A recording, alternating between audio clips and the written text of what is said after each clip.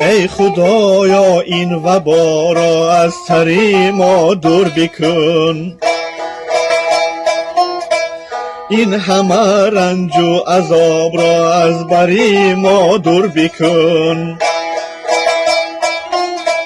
جملگی خلق مهاجر در غم و کلفت زده،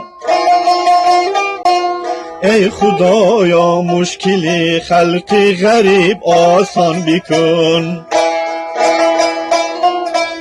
جملگی خلق مهاجر در غم و کلفت زده، ای خدایا مشکل خلق غریب آسان بکن. بندگانت روزدار ماه شریف رمضان، در همین ماه شریف آزاد زی بند و غم بکن. رو به سوی ذات پاک گویم دعا هر صبح و شام،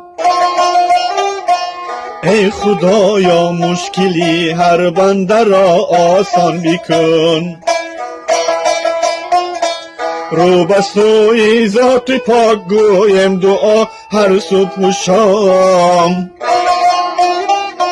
ای خدایا مشکلی هر بنده را آسان بکن. ای خدایا مشکلی هر بنده را آسان بکن.